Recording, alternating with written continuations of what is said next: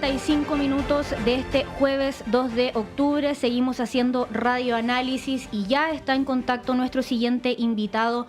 Como es habitual, como ya cada jueves, nos acompaña Fundación Sol y en este caso nos acompaña el investigador Santiago Roselot, con quien vamos a analizar el debate del presupuesto 2026. Santiago, muy buenos días. Buenos días, Constanza, ¿cómo estás? Muy bien, gracias por acompañarnos hoy para conversar de un tema bien importante que nos va a acompañar en los próximos meses, que es el presupuesto de la Nación. Pero más que lo contingente, quiero que partamos conversando, Santiago, por presupuesto 1, que uno de repente piensa que cómo se distribuye el presupuesto es un tema entendido, pero no es tan obvio realmente y tiene harto de político, ¿no? ¿Cómo lo ven desde Fundación Sol? Sí, claro, bueno, justamente ahora estos meses empieza la discusión más contingente, un poco un punto más, un punto menos, pero más allá de esa discusión que de por sí es relevante, es importante hacerse la pregunta más de fondo, ¿cierto? ¿Qué representa el presupuesto? Y en esa línea responde un poco la pregunta de qué Estado queremos, ¿cierto? De qué relación queremos que tenga el Estado y qué espacio queremos que tenga el Estado frente a los privados también. Eh, y el tamaño del Estado en definitiva, cómo queremos que gaste, dónde queremos que se enfoque. Entonces, claro, eso justamente es una pregunta que es profundamente política, no es solamente algo técnico de un punto más a un punto menos. Eh, y hay una dimensión clave también de esta pregunta un poco más de fondo, es el rol distributivo que puede cumplir el Estado, ¿cierto? Eh, cómo es que recauda, cómo es que gasta, y sobre todo en el contexto de nuestra realidad nacional, ¿cierto? En la cual hay una gran parte de la población que vive en una situación de ingresos precarios, ¿cierto? El 50% de los salarios están por debajo de los 611.000 pesos, según la última información. Entonces, vemos que el rol que puede cumplir el Estado en ese contexto y dada la alta desigualdad también que hay en el país, es muy importante y eso le da un poco el marco a esta discusión. ¿Y cómo debería en esa línea, Santiago, distribuirse el presupuesto? Porque lo que normalmente se piensa en este contexto es cuánto se necesita para cada cartera o para cada ítem, por ejemplo, salud, vivienda, para que ese ítem ande o funcione, pero no necesariamente para que se puedan, por ejemplo, cortar brechas, ¿no? ¿Cómo debería pensarse el presupuesto para que funcione de manera quizás más equitativa y que quizás podamos acortar brechas también? Claro, ahí, bueno, lo primero es poder mirar un poco en perspectiva y hacer un análisis también comparado de cuánto se gasta en Chile. Ya en Chile, según la última información disponible, el gasto público representa cerca del 27% del PIB y eso es muy inferior al promedio, por ejemplo, de la OCDE. Siempre nos gusta comparar, ¿no es cierto?, con la OCDE, y en la OCDE el promedio está por sobre el 40%, 41, 42%. Entonces, ¿qué es lo que vemos? Que desde ya el gasto es pequeño. Y como bien tú dices, para poder acortar las brechas, se necesita hacer un esfuerzo adicional. Entonces, por un lado, ahí una dimensión que es clave y que podemos profundizar, ¿cierto? Es la necesidad de, más allá de la distribución del gasto, el aumentar el gasto. Y bueno, para aumentar el gasto, también se hace necesario aumentar los ingresos. Hoy día, si uno mira cuáles son los ministerios que más, donde más se gasta, ¿cierto? Vendrían siendo justamente el Ministerio de Salud, el Ministerio de Educación, el Ministerio de Trabajo, y con programas emblemáticos, ¿cierto? O sea, los más caros vendrían siendo la gratuidad en la educación superior, Sí. la PGU, sobre todo, las subvenciones escolares, la atención primaria de salud, ¿cierto? Entonces, vemos que justamente en esas dimensiones, en esos aspectos del gasto social es donde más se necesitaría enfocar los recursos, pero para eso es necesario también incrementar los ingresos. Y ahí quizás enlazar un poco también con justamente la discusión de los ingresos del fisco. Eh, vemos que la gran mayoría de los ingresos, ¿cierto?, tienen que ver con ingresos tributarios y la estructura tributaria en Chile es más bien regresiva, ¿cierto? Sí. ¿Qué quiere decir eso? Que quienes tienen más plata pagan menos impuestos en términos proporcionales que quienes tienen menos, ¿cierto? Eso, bueno, hay un estudio, ¿cierto?, que es bien robusto del Ministerio de Hacienda que declara eso hace un par de años, donde el 0,01% de los hogares de mayores ingresos paga una tasa efectiva de impuestos más baja que el resto de la sociedad. Mientras que el resto de la sociedad, sobre todo, se ve afectada por el IVA, el impuesto al valor agregado, impuesto al consumo, ¿cierto? Entonces, por ahí algunas luces, ¿cierto?, de cómo se podría avanzar. Santiago, me quedé con la impresión de que es necesario que el Estado gane más para poder también invertir más, ¿no? En esa línea hay un discurso que se instala sobre todo en periodos electorales como es el que estamos, que Chile no tiene solidez económica, por lo tanto falta ordenar el país, porque nadie quiere invertir en Chile y como nadie quiere invertir en Chile no hay empleo y hay mala situación económica en el país. Estoy reproduciendo un discurso, ¿no? Que hay que recortar grasa del Estado también, que es algo que se reproduce bastante. Lo estoy simplificando, pero es más bien eso en términos generales y es un discurso que además, al parecer, le hace mucho sentido a la gente en materia económica en términos generales, porque además hay muy poco conocimiento más profundo respecto a cómo funciona la economía de un país, ¿no? ¿Cómo se aborda ese discurso, sobre todo pensando en la discusión del presupuesto que está bien permeada por esto?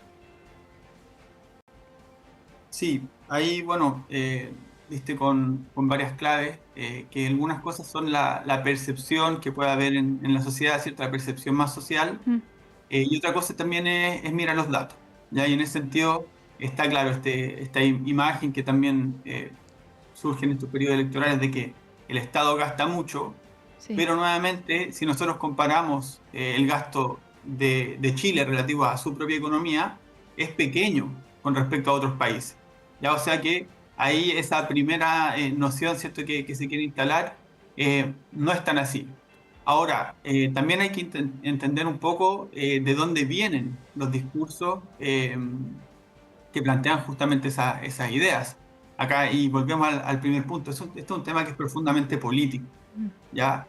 Las candidaturas, sobre todo de derecha y los sectores de derecha, el empresariado, eh, por lo general proponen, ¿cierto?, un Estado más pequeño.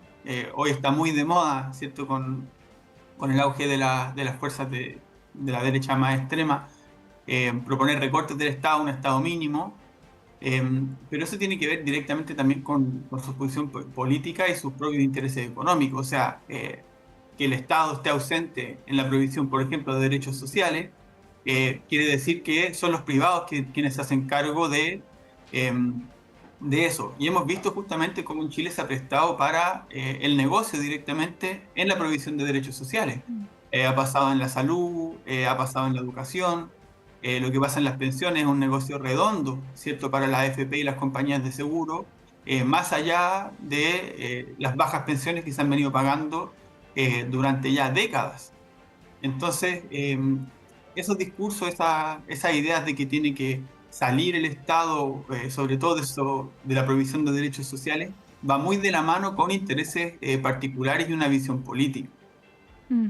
Quiero seguir en la línea. Estamos conversando con Santiago Roselot, investigador de Fundación Sol. Santiago, quiero seguir en la línea de un tema que tocaste, que es uno de los centrales en materia económica y que se ha tomado el debate no solamente nacional, sino que también internacional, que es el de recorte de gasto fiscal y que de hecho es un sello, por ejemplo, del gobierno argentino de Javier Milei con la motosierra, que recortó, por ejemplo, beneficios de los jubilados, que también ha hecho bastante noticia en Argentina. Y acá Evelyn Matei, por ejemplo, candidata de Chile Vamos, también el republicano José Antonio Kast proponen recortes importantes y que son bastante celebrados, comillas, en grados distintos. Es bastante criticado también José Antonio Kast, pero más allá del detalle de las propuestas en sí, ¿qué podemos decir de estas propuestas de recorte de gasto fiscal que son una oferta que vende bastante en tiempos electorales, ¿no?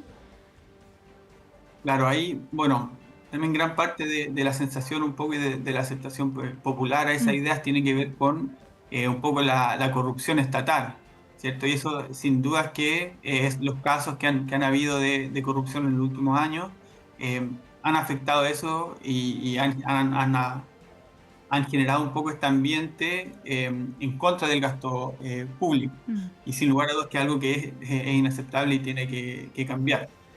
Pero más allá de eso, si uno ve nuevamente, volvemos a la situación basal, ¿cierto? Acá hay un país que sin la intervención estatal es más desigual que con la intervención estatal. Entonces, el rol del Estado tiene que estar ahí para justamente ir supliendo esas brechas que surgen producto de los mercados, ¿cierto? El mercado laboral, el mercado de bienes. Eh, Ahora, en esa línea, sin lugar a dudas que el gasto público tiene que ser hecho de manera responsable y con responsabilidad fiscal. Eh, y por eso bueno, es como una máxima, ¿cierto? Dentro de los economistas que es a gasto permanente, ingreso permanente. Sí. Y eso es algo que no hay que perder de vista. Pero el tener responsabilidad fiscal no sé, en palabras de mi ley, ¿cierto? El déficit cero, el Mm. déficit fiscal, tampoco asegura nada de por sí. Lo que vemos en Argentina, ¿cierto? Es un ejemplo muy claro de eso, donde se logra, entre comillas, ¿cierto? Este déficit cero, se recorta mucho el gasto público, pero ¿a costa de qué? Sobre todo es a costa de las pensiones, ¿cierto? O sea, en Argentina han bajado mucho las pensiones, su capacidad adquisitiva. Eh, También disminuyó, sobre todo han perdido mucho los salarios públicos, también han perdido su capacidad adquisitiva y, por ejemplo, el presupuesto en la educación pública. Entonces, eso es un poco lo que está en la mesa cuando se habla de recortar el gasto, ¿cierto? ¿De Mm. dónde se van a sacar esa plata? ¿Cuáles son los gastos que se van a recortar? Y sobre todo, ¿cuál va a ser el impacto que tiene el impacto material para la gente? ¿Cierto? O Sí. sea, es muy fácil hablar de recorte sin poner en el centro las consecuencias que trae. Sí, eso mismo quería, bueno, poner solamente el antecedente sobre la mesa, que a esta altura se ha repetido tanto que yo creo que la gente lo maneja, pero son 6.000 millones de dólares lo que propone José Antonio Cast y ha generado bastante repudio no solamente desde el oficialismo, sino que también desde la misma oposición. Y para que la gente lo entienda en la casa, alguien que no conoce de cómo funciona o cómo funcionaría un recorte de este tipo, ¿qué impacto podría tener?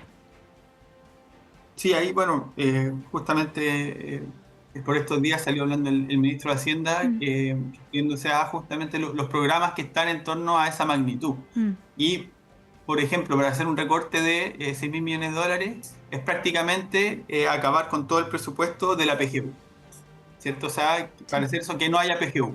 Eso es más o menos la magnitud, Y ¿cierto? claro, es un impacto importante. Conversamos hasta ahora con el investigador de Fundación Sol, Santiago Roselot, y volviendo a la discusión específica del presupuesto para el año que viene, que bueno, está bien marcado por cosas más políticas, pero ¿a qué cosas deberíamos ponerle atención en este debate como ciudadanos comunes y corrientes? Bueno, ahí uno de los focos centrales, ¿cierto?, de esta propuesta de ley que hace el gobierno tiene que ver con la seguridad social. Ya hay aumentos importantes en salud, en vivienda, en trabajo y pensiones, sobre todo a través de la PGU.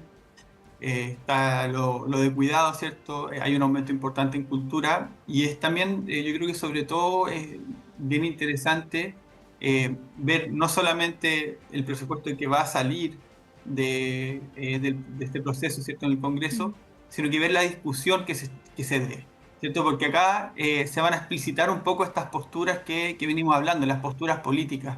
Esto es una discusión que se intenta camuflar un poco como un debate técnico donde solamente están autorizados para hablar ciertas voces, pero en realidad esto lo que nos está hablando es qué Estado queremos, cómo se quiere gastar, de cierta forma, qué sociedad queremos. ¿Queremos una educación pública o no? ¿Queremos potenciar la salud pública o no?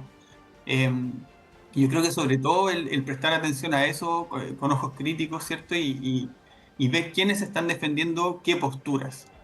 ¿Y qué ítems deberían potenciarse, Santiago, pensando también en, por ejemplo, poder acortar brechas de pobreza, también acortar desigualdad en nuestro país, pensando en que uno podría poner recursos a todo, en salud, en vivienda, etcétera, pero dónde quizás debería ponerse más énfasis? Bueno, hay una crisis en vivienda que es muy importante, ¿cierto? Mm. Sin lugar a dudas, pero quizás también, bueno, en el área que nosotros más trabajamos, Fundación Sol, en el mundo del trabajo hay mucho por avanzar. y hoy hay un debate que está, bueno, quizás la semana pasada, ¿cierto? Pero está muy, muy contingente, tiene que ver con el salario mínimo y los Mm, impactos en el empleo, y se generó toda una discusión, ¿cierto?